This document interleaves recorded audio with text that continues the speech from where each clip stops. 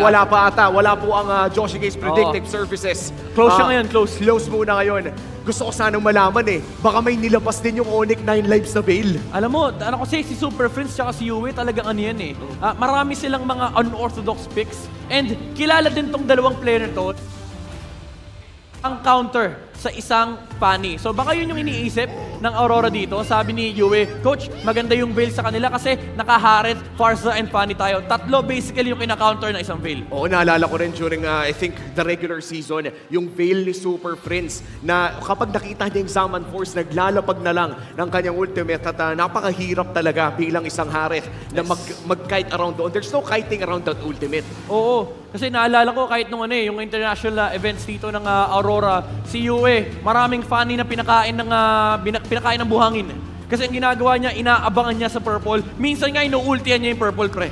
At mukhang online na ata ang ating linya dito, Sir Joshi Cakes. Ano bang basa mo dito sa draft natin so far? Well, ang ganda na naman nung pagkakaban nung Arlott at nung Veil.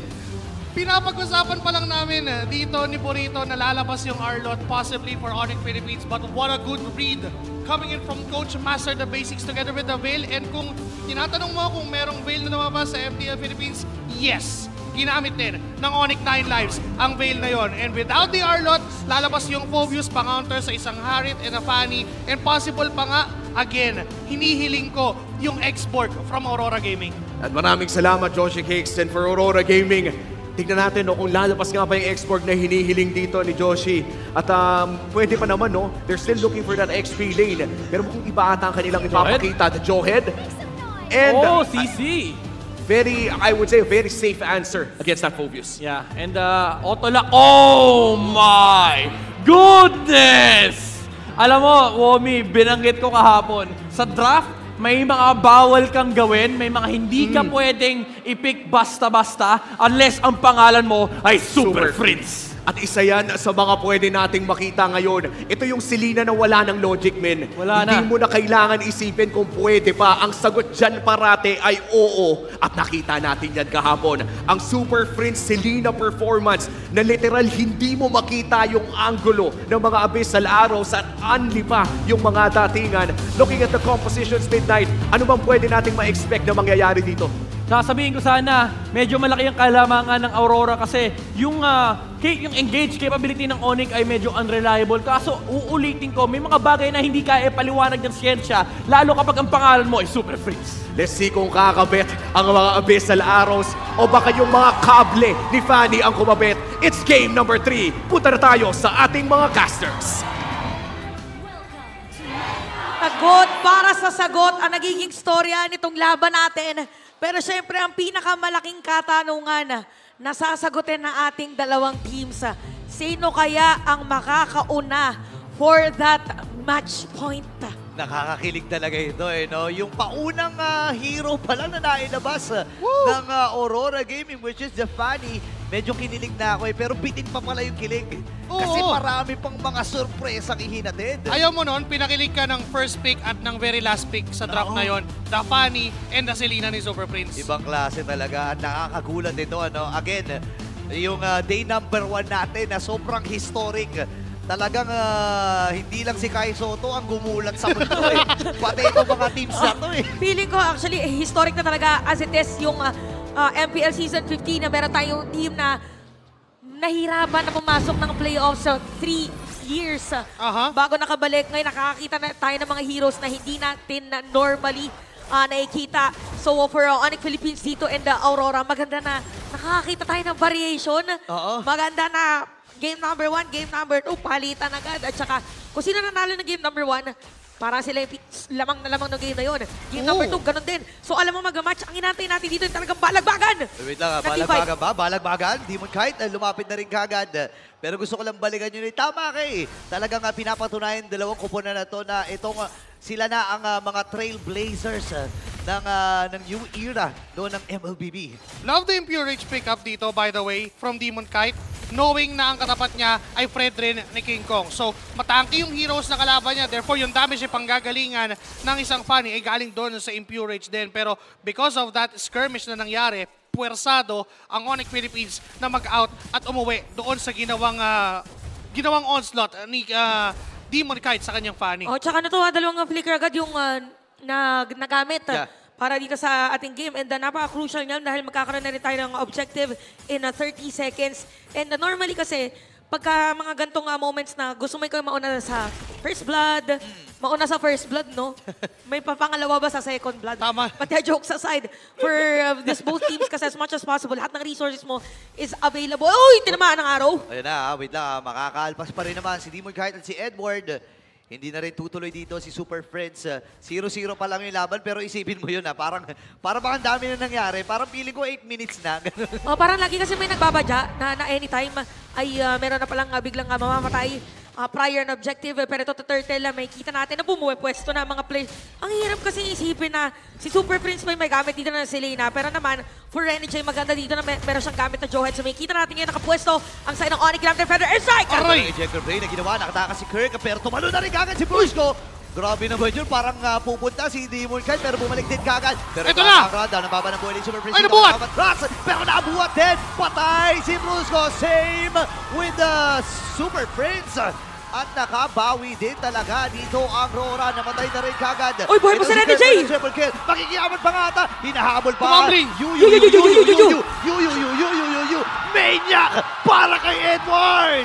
Sabi natin kasi para dito kay Edward, para ito yung mga heroes kasi na gusto niya. Pero tatanungin ko pa lang sana kung sino lumamang.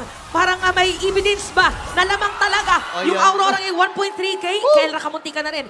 Sa may bottom lane, ano na bang nangyayari, Joshi K? Dahil yun sa 1-2 punch talaga na meron ng Aurora Gaming. The Johead, the Farsa. Every single time na up yung ejector, every single time na up yung Feathered Airstrike, merong threat, merong kill potential for Aurora Gaming. And for Onyx Philippines naman, hindi natin may kakaila na yes, nandun yung objective guarantee dahil Fred rin yan over the Fanny na meron si Demon Kite. But unfortunately for them, kapag usapang team fight na yung laban, kapag usapang damage output, lamang talaga yung Aurora Gaming ngayong early game. Oh, speaking of early game din, lahat din ng mga possibilities para mas magamit ng maaga yung mga ultimates ay ginagamit na para talaga ng mga mauuna din pagdating sa rotation. Nakita natin kanina, pinakamataas pagdating sa gold is si Edward sa kanyang CC4-0 and this is an XP laner.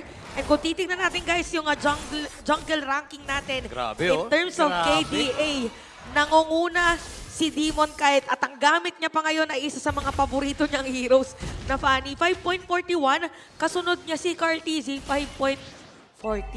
At a 0.01 difference. Sa ganitong laro, sobrang laki nung significance nung 0.0 difference na yun. Pero look, at Demon Kite once more, getting Keller on the process. Sabi pa naman natin, normally, di ba, yung Moscow ay direct counter mo against Fanny. Wait, top lane. Okay, Vengeance ginamit, pero merong cross-map play na ginagawa dito ang Onyx Philippines. Magbabasag sila dun sa may bandang ibaba habang ibibigay na nga sa Onyx itong ikalawang pagong ng laban. Ang gandang trade dito para sa kanila kasi ang napupuhunanan ng Aurora dito, walang iba kundi si Demon Kite. Oo, nakakaroon ng space dun sa may bottom lane. And makakasecure naman ang side ng Onyx in terms of Turtle. This is what to expect when you have a Fanny composition. Mas gugustuhin mo talaga na kumuha ng trades off the map kaysa sumama doon sa mga objectives na kung saan lugi talaga siya against the members of Onyx Philippines. Now, Brusco, kumuha ng isa. Ayun, tumama yung pana, Abyssal Arrow, and Edward ay namatay. Pero may bawi din! Nagagawin dito ang Aurora. Demon Kite! At nakadalawa na kagad ng mabilisan. Si Edward ang naging kabayaran pero dalawa sinukli at sinungkit dito. Uy! Pero hindi pa pala tapos ang laban. Wait lang, Demon Kite. Oh, stretching muna si Demon Kite sa saglit. Nagbukas ang pintuan pa uwi. So ngayon, for Onyx, nakikita naman natin na nagkakaroon sila ng retaliation para dito sa ating game. But still naman pa rin dito ang Aurora. Nagkakaroon na ng space sa may bottom lane. This time around, si Kelra naman.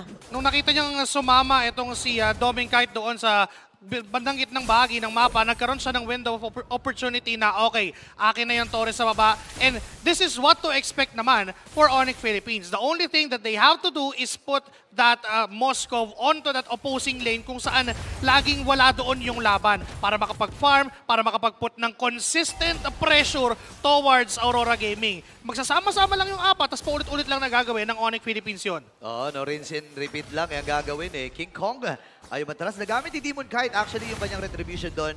Pero mahaba pa naman ang panahon para doon sa ikahuling pagong ng laban. Ito na, Demon Kite doing funny things. No, kuha lang. Ito yung maganda para sa Fanny. No? Mabilis ka lang mag-push. Mabilis ka lang kumuha ng lanes. And kailangan ingatan ng Onyx Philippines yung mga gantong ginagawa ng Rora. Oh, tsaka dito, parang sa Fanny kasi, sinabi mo ngayon mabilis. Tsaka yung bilis na yun, hindi pa siya pwedeng pantayan ngayon ng mga heroes ng side ng Onyx Philippines. May kita naman natin in terms of gold. Ayaw malaki. Aray! Yan na nga! Oh, grabe naman talaga. Grabe naman talaga. Nako, alam ko malaki ang epekto ng pagkawala dito ni Kera. Ito na ka-atake epekto. Aurora ngayon ay pumasok na. Si Kirk ang pinukuha na dito. Renny J. Andito na yung Dineresyo. Nakakuha na si Yue. Hahabulin nila si King Kong. Hindi na nga muna. Kasi hawak ni Demon Kite itong pagong Super Prince. Sumisilip-silip lang. Andun niya Abyssal Arrow. Hindi tatamaan si Demon Kite. Pero may sibat. Sinalubong kagad ni Renny J. Grabe ang pagprotekta ng Aurora dito. Oh, parang naramdaman ni Renny J na doon dadaan. Just in case fear of destruction. Bottom lane, mangyayari na naman yata. Domikite. Okay. Ginamit agad yung kanyang Zaman Force. Wait lang, nasibat. Nandun yung ultimate mula dito kay Edward. Pero may pagkalmang gagawin na 3,000 ang kalamangan ng Rora. At hanggang ngayon ay nahihirapan ng Onyx na sumagot. Because of what Demon Kite did doon sa kaninang bago or pre-objective fight na nakita natin, ilang na ngayon si Kelra na mag-solo ng lane. Pinag-uusapan pa lang natin kanina na ang ganda sana nung ginagawa ng Onyx Philippines na i-isolate lagi yung Moscow to put that consistent pressure. Pero kasi nag-aalmusal ng pressure itong si Demon Kite. Oh, tsaka dito, si Demon Kite parang siguro bumabalik siya dun sa moment na nakalaban niya before si Kelra sa MSC. Ay, oo. Diba parang sabi niya medyo kabisado ko na rin kung paano yung galawan dito ni Kelra. Pero alam ko, gigil din naman si Kelra sa MSC. Lalo na ngayon, road to MSC, ang ex-EWC 25, ang ating pinagtatalunan. Or nila pala, hindi tayo kasama. Nila lang. Huwag na tayo sumali. Oo nga, nila lang pala, sorry. Kasi may mga nag-aaway na for sure. Siyempre, huwag na tayong sumama doon. Nakikisali pa tayo. Tama. Sila lang pala. Pero ang gusto ko lang sabihin dito, sobrang laki ng nakataya para sa Rora at sa Onyx Philippines. Imaginein mo yun, napakarami na natin throwback. Pati pala yung MSC, throwback din. Oo, so ano na to, parang yun yung sinabi natin na tinadhana talaga sila na magkita ngayon. Kung dati, medyo sa may upper bracket, ngayon naman, diretso na agad. Upper bracket na padulo. Ayan, tama. Pero mas pinakagawin na. Uy. Ibabalik na nga agad dito. Itong si Renny J, makaka-flicker. Nakatakas Inabot! pala makakatakas dahil nabagsakan dito ni King Kong. Pero diretso na si Demon Kite. Atras muna. Tapak si Doming ng trap mula dito kay Super Prince. 2 segundo para doon sa unang Lord ng laban. Actually, pwedeng madaliin ito ng Rora kung gusto nila. Ay, Onyx pala. Onyx kasi -1 ngayon na si Renny J wala. Pero para ipipilit natin na Aurora na mag-contest ka lahat nila ng buhay ng Lord. Habang Super Prince makakatama dito ng araw. Okay, si Doming nandun na sa gilid. Hindi na pag-isaman force. Pero naiba na siya ni Burusco. Masakit na rin yung damage mula dito kay Kirk. Natama yung Abyssal Arrow. At si Yue mamamatay. Ngayon may nakabawi din. Doming Kite! Isa! Doming Kite kailangan din lumayo. Hawak pa rin ni Lord Wala dito si Yue at si Arrow! At yung Abyssal Arrow tumama na naman. Unstoppable force! Pero hindi nila mapipigilan si Kabuhat Kiko pa! para kunin yung Lord. Mamamatay pa rin nata dito itong si Kiko. Pero habulin ni Demon Kite. Pero tatama ba yung Todd? Hindi na nga at nakaligtas pa rin si Demon Kite. Grabe yung palitan ng suntukan. Oo, napakahaba ng T-fight na yun para ma-secure Lord. Pero ano ba talaga nangyari, Joshi Cakes? Doon talaga yung pinaka-advantage ng lineup ng Onyx Philippines to withstand yung mga team fight. Knowing na nakakaleya din sila, may heal na nanggagaling sa passive ng isang kaleya, and also yung Predrin na mas kaya naman talagang mag-sustain sa gitna ng laban over the Fanny. Ganda sana nung ginawa ng Aurora Gaming doon na sumubok munang pumake-off, but unfortunately kapag hindi nagawa ni Renny J yung ejector play together with the Feathered Airstrike, ganun yung mangyayari. And for Onyx Philippines, handa na rin sila eh. They know kung saan manggagaling yung Aurora Gaming. Alam nila because of the vision mula kay Super Prince, and those arrows are slowly but surely connecting ngayon. Oo, nakita natin kanina yung Infinix handcam ni Demon Kite. Ganun pala mag-funny habang iniisip ko sa tatama yung table. Item. Tapos balik. Basta ang dami palang ginagawa. Ganun pala pagka kailangan pro player ka. But anyway, may kita natin ngayon. Onyx Philippines sa may bottom lane. Sasabay nila yung Lord nila. Aurora ngayon kailangan dumepensa. Nasa top lane. At babalik na si Demon Kite. Pero madedepensahan with a better airstrike. Onyx Philippines ngayon, sila ang nasa aggressive side. Aurora naman parang anytime pwedeng tumalon at dumiretso. Oo, gitna ng naging target nila dito. Alam mo, itong Aurora, kung makikita natin, mabilis din naman ang kanilang clear wave. So, confident sila na kahit makuha ng Onyx Philippines yung Lord, kaya-kaya nilang tunawin. Again, level 1 Lord lang naman lahat yan bago mag 18 minutes, di ba? And actually, hindi lang yun eh. Ang dami din nilang gap closers. When we say gap closers, yung kayang umabot sa likuran ng Onyx Philippines. They have the Farsa for the artillery, meron din silang Fanny, and meron din silang Edward. By the way, the CC, a 4-2-4 KDA in a Vengeance, kapag pinasok niya si Kelra, maiilang si Kelra na lumaban dahil nga doon sa Vengeance present because of the CC. And now, for Onyx Philippines, ang nilalaban na dito, macro plays. Dahil alam nila kung saan manggagaling ang Aurora Gaming, nakakapagplano sila ahead of time. Kaya din siguro, nakapwesto talaga sila ng advance against Aurora dito kasi as much as possible gusto mo pa mas paliitin yung air or parang playground ni Demon Kite dito. So 12 minutes para sa ating game. Masasabi lang natin ang difference ito from our games from yesterday ay talagang very macro heavy for this one. Pero ito yung purple buff pinag-aagawan at alam natin kung gaano ka-importante yan. May setup play yata! Naku na, set naman. Ito mag-examine force. down. Pero sa likuran, si Demon Knight, hindi nila naman napatay kagad dito si Guerra. Ngayon si Bruce, kailangan matras, sumama yung Abyssal Arrow. Gugo nga ba itong si Super Fresh? Hindi na nga. Pero right targeting, again, para kay Demon Knight na hulihin itong si Guerra. Oh wow, ito na yung sinasabi nyo kanina na pwede kasing may panglikod. Yeah. At pwedeng dumiretso, evident na evident at the time. At napakasakto pa niyan dahil meron na ngang Lord, although hindi pa naman evolved for this objective. Pero from time to time naman, ang sagot ng Onyx, meron mga arrows at sumakto pa na meron ng wishing lantern. Oo. Alam natin kung gaano sakit yung masasala mo lahat ng araw, tapos parang aray, may dalawa pang maliit na damage na sasagot. But speaking of damage, meron namang Hurricane Crystal na sagot si Dominic Kite. Hindi mo na nga kailangan actually saluhin yung arrow eh. Kapag yan, nakakatapa ka lang na hindi ka nais-nais eh. May mga butterflies na lumalabas, another arrow will connect onto Dominic Kite, pero I doubt. Hindi siya papasok dyan. Baba ng buhay niya. Oh, tsaka nakihampas yung Lord. Oo nga naki-chepi itong Lord eh. And si Dominic Kite ay kailangan din mag-replenish sa kanyang buhay. Alam to ng Aurora. So aantayin nila si Dominic Kite na makapwesto at makahanap ng magandang posisyon dito sa Lord kung gugustuhin nila. Pero yung wave sa gitna, ang magiging unang concern ng Aurora dito. Hawak pa rin ni King Kong yung Lord Oh, kalahati na yung buhay ng Lord dito, pero parang binibait lang nila at kailangan ma-reveal kung saan nakapwesto. Take note, split push si Kelra dahil kasama siya sa team fight at na-reveal na rin.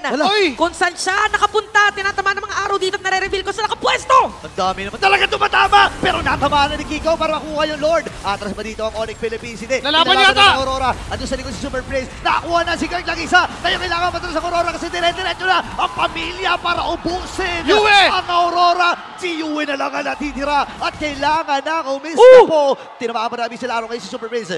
Inaantay lang niya ang pagkakataon. Alam niya na wala pang wings by wings ito. Brusco. Papasok na ligamit yung flicker. Pero naipalibag with a Tsunami Slam and wipe out para sa Super Fam. At dadiretsoin pa nga nila yung bottom lane. Hindi na yata kailangan natayin yung Lord para tatapusin na nila. Tatapusin na talaga ng Onyx ito at sila ay match point na. Match point for Onyx Philippines.